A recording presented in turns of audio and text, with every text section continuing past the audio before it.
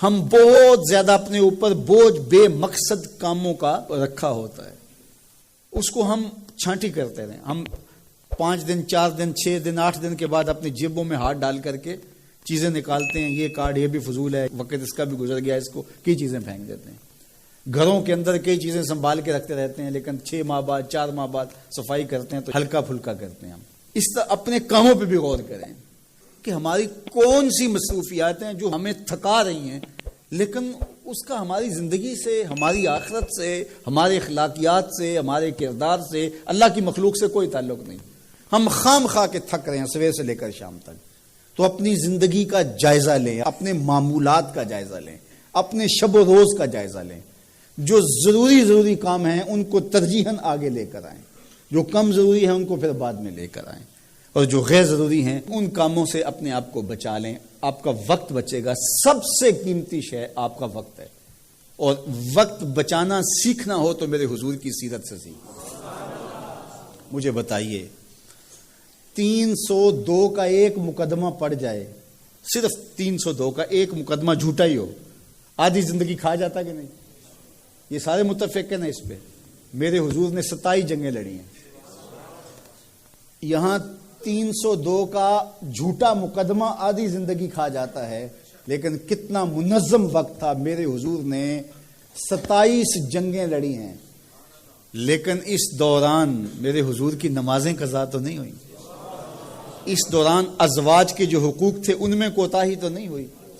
ان اوقات کے اندر جو صحابہ کو تربیت کا نظم تھا حضور نے رکھا، وہ متاثر تو نہیں ہوا. آنے والے وفود سے ملاقات موقوف تو نہیں ہوئی. حضور علیہ الصلوۃ والسلام باقی جو امور زندگی سر انجام دیتے تھے وہ تو متاثر نہیں ہوئے، حتیٰ کہ محبوب کی شب بیداری بھی متاثر نہیں ہوئی. بلکہ میرا رب رب ہو کے کہہ رہا ہے کہ اے چادر اوڑھنے والے محبوب، ساری رات جاگا نہ کر کبھی سو بھی لیا کر. ساری رات جاگا نہ کر کبھی سو بھی لیا کر. تو یہ حضور کی زندگی ہے. کوئی سیکھے زندگی گزارنا، حضور علیہ السلام سے سیکھے. وقت کے حوالے سے میں کہتا ہوں شعبے کے ماہرین حضور کی صرف ایک حدیث کو دیکھ لیں. کائنات میں شعبے میں اس سے بہتر آپ کو کوئی رہنمائی نہیں ملے گی جو میرے حضور نے دی. من حسن اسلام المرء ترکہ ما لا یعنی ہے. کسی شخص کے اسلام کا جمال اور حسن یہ ہے کہ وہ ہر بے مقصد کام کو چھوڑ دے. جب ہم اپنی زندگی سے بے مقصد کاموں کو نکالتے جاتے ہیں تو زندگی منظم ہوتی ہے. تو اپنے وقت کو بچاؤ، اپنے وقت کی قدر سیکھو، اپنے وقت کے ایک ایک لہجے کو محفوظ کرو. سب سے قیمتی سرمایہ جو راس المال ہے آپ کا، وہ آپ کا وقت ہے. اور جس نے وقت برباد کر دیا، یوں ہی بیٹھے بیٹھے وقت گزار دیا، بے مقصد وقت بسر ہو گیا، تو اس نے اپنا سخت نقصان کیا. تو میرے حضور علیہ السلام کی زندگی بہترین نمونہ ہے. اس کو اسوہ کاملہ نہیں کہا گیا، اگرچہ اسوہ کاملہ بھی ہے، لیکن کہا اسوہ حسنہ. خوبصورت زندگی ہے میرے حضور کی، بہترین نمونہ ہے، خوبصورت نمونہ ہے، حسین نمونہ ہے. یہ زندگی حضور کی زندگی کے مطابق اگر ڈھالنا شروع کر دو گے تو زندگی گزارنے کا نشہ آنا شروع ہو جائے گا. کبھی سفر پہ تشریف لے جاتے تو حضور سب سے آخری منزل مسجد کو رکھتے تھے. مسجد سے نوافل پڑھنے کے بعد حضور سفر پر روانہ ہوتے، اور جب واپس حضور تشریف لاتے تو سب سے پہلے مسجد میں جلوہ فراز ہوتے. تو ان کا انداز اپنے بتوں کے لیے یہ تھا، اور اہل ایمان کا اپنے رب کے حضور شکرانے اور نذرانے اور محبتوں کے اظہار کا طریقہ یہ متعین اور مقرر کیا گیا ہے. خیر انہوں نے حضرت ابراہیم کو بھی دعوت دی کہ آپ چلیں اور ہمارے ساتھ میلے میں شریک ہوں. حضرت ابراہیم علیہ السلام نے کہا کہ میں تمہارے اس میلے میں کیسے شریک ہو سکتا ہوں جہاں بت پرستی ہوگی، میں تو تمہارے عمل اور رویے سے پہلے ہی بیزار ہوں. تو خیر وہ اپنے بتوں کے سامنے طرح طرح کی مٹھائیاں رکھ کر کے میلے پہ چلے گئے. انہیں سان گمان بھی نہیں تھا جو کچھ ہوا ان کے آنے کے بعد. حضرت ابراہیم علیہ السلام نے اس موقع کو غنیمت جانا اور ہاتھ میں کلہاڑا پکڑا. یہ سورہ الانبیاء ہے. سورہ الصافات اٹھائیں، اللہ تعالیٰ جل شانہ نے وہاں سورہ الصافات کے اندر حضرت ابراہیم علیہ السلام کے اس ارادے کی تکمیل کو جو انہوں نے یہاں کیا تھا کہ میں ایک دن تمہارے بتوں سے نپٹ لوں گا، تو آپ ان کے بت خانے کے اندر کلہاڑا لے کر کے تشریف لائے۔ فراغ الی آلہتہم، ان کے بتوں کے پاس حضرت ابراہیم آئے۔ فقال الا تاکلون، ان کے سامنے انواع و اقسام کے کھانے پڑے تھے۔ حضرت ابراہیم علیہ السلام نے کہا کھاتے نہیں ہو؟ ان کی بے بسی کو ظاہر کرنے کے لیے یہ کہا کھاتے کیوں نہیں ہو؟ اب وہ بیچارے کیا جواب دیتے؟ پتھر اور مٹی کے بنے ہوئے مادوؤں کی منہ میں کون سی زبان تھی کہ جو ما فی الضمیر کا اظہار کر پاتے؟ تو حضرت ابراہیم علیہ السلام نے ان کی مسلسل خاموشی کے بعد فرمایا ما لکم لا تنطقون، بولتے کیوں نہیں ہو؟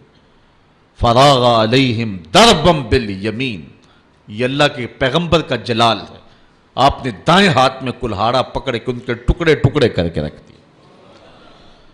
کسی کا کان کاٹ دیا، کسی کا سر کاٹ دیا، کسی کی ٹانگیں توڑ دیں، اور کسی کے بدن کے حصے بکھرے کر دیے، کسی کا ویسے ہی کچھ نہ چھوڑا، اس کے بالکل ٹکڑے کر دیے، بجری بنا کے رکھ دیے۔ لیکن ان کا جو بڑا بت تھا اس استحان کے اندر، اس کو کچھ نہ کہا اور کلہاڑا اس کے کندھے پہ رکھ دیا۔ اب قرآن مجید میں یہاں سورہ انبیاء میں جو اس واقعے کو بیان کیا ہے وہاں انداز دیکھیے۔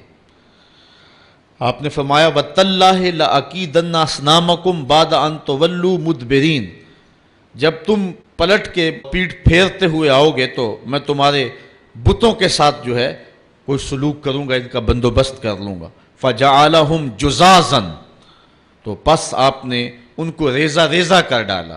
إِلَّا كَبِيرًا لَهُمْ، لیکن جو ان کا بڑا بت تھا حضرت ابراہیم علیہ السلام نے اس کو کچھ نہیں کہا۔ یہ نہیں کہ اس پر غصہ نہیں تھا، بلکہ ایک حکمت تھی، اس قوم کو رسوا کرنا تھا اور اس قوم کو لاجواب کرنا تھا، ان کے سامنے ان بتوں کی حیثیت رکھنی تھی۔ تو حضرت ابراہیم علیہ السلام نے بڑے بت کو کچھ نہیں کہا۔ لعلہم الیہ یرجعون، تاکہ وہ لوگ اس افتاد کے بارے میں اس کی طرف رجوع کریں۔ اب قوم جب واپس آئی تو معمول ان کا یہی تھا کہ وہ پہلے بت خانے میں آیا کرتے تھے۔ جب وہ بت خانے میں داخل ہوئے تو عجیب تماشا دیکھا کہ جن بتوں سے وہ مرادیں مانگا کرتے تھے، جن سے بارش کی دعائیں کیا کرتے تھے، اور جن کے ساتھ ان کی حکومت، سیاست، ان کا معاش، ان کی معاشرت وابستہ تھی، ان کے حصے بکھرے پڑے ہوئے دیکھے اور ان کی ٹانگیں ٹوٹی ہوئی دیکھی تو بہت پریشان ہوئے۔ قالوا من فعل هذا بآلہتنا انہ لمن الظالمین، کہنے لگے ہمارے ان خداؤں کے ساتھ یہ سلوک کس نے کیا ہے؟ جس نے یہ کام کیا ہے وہ ظالموں میں سے ہے۔ غصے سے پیچ و تاب کھانے لگے کہ برا حال ہوا ہے، دھڑن تختہ کر کے رکھ دیا اور ان کے جسم کے ٹکڑے بکھرے ہیں بت خانے کے اندر، مٹھائیاں بکھری ہوئی ہیں، پلیٹیں بکھری ہوئی ہیں۔ تو کہنے لگے یہ کسی نے بہت برا کیا، سخت ظلم کیا ہے، زیادتی کی ہے۔ قالوا سمعنا فتى يذكرهم يقال له ابراہیم، کہنے لگے چند آدمیوں نے ان لوگوں میں سے کہا ایک نوجوان کو سنا ہے جو ان بتوں کا ذکر برائی سے کرتا ہے، اس کا نام ابراہیم، ورنہ اس بھرے ماحول میں ان بتوں کے ساتھ یہ سلوک بھلا کون کر سکتا ہے؟ ان بتوں کی ہیبت سے سارے خائف ہیں۔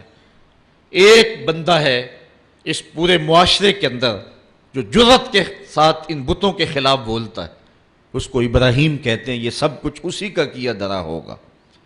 قالوا فاتوا به علی اعین الناس لعلهم یشهدون، کہنے لگے پھر پکڑ کر لاؤ اسے سب لوگوں کے سامنے، لوگوں کے روبرو وہ اس کے متعلق کوئی شہادت دیں۔ جن لوگوں نے اس شخص کو، ابراہیم کو، ان بتوں کی برائی بولتے ہوئے دیکھا ہے، وہ کہیں کہ واقعی یہ بتوں کا مخالف ہے اور یہ